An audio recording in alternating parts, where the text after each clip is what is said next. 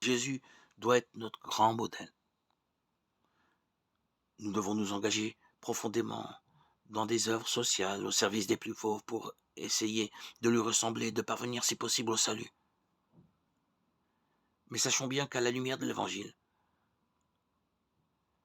avant que Jésus soit notre modèle, Jésus doit être notre sauveur et le recevoir comme sauveur.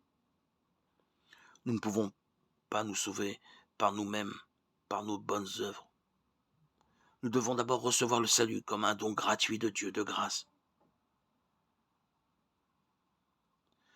Nous le savons, personne n'a envie de devoir tout à la seule grâce. Nous nous accrochons toujours à un secret espoir de trouver un bon fond en nous-mêmes, et notre fierté nous retient de reconnaître qu'il n'en est rien. Mais si nous le reconnaissons, il se dégage de la Bible une atmosphère et un message de grâce souveraine. C'est donc par la grâce seule, par le moyen de la foi, que nous sommes rendus justes. Nous devons nous réjouir de ce que Dieu nous révèle, cette vérité. Il brise en nous cette croyance profonde et pernicieuse en l'auto-rédemption, en l'autosuffisance, l'autosatisfaction et la toute-puissance lorsque nous croyons à notre seule œuvre. Il est vrai que c'est une étape difficile de mettre de côté ses pensées de mérite, de gain, de pensées positives, en se croyant être assez bon.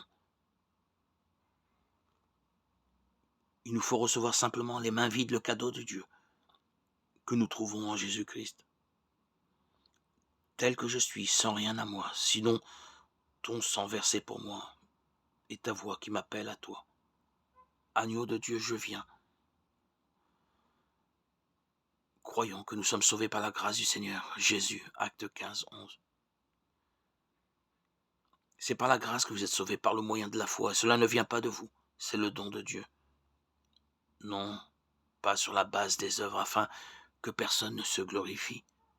Éphésiens 2, 8, 9.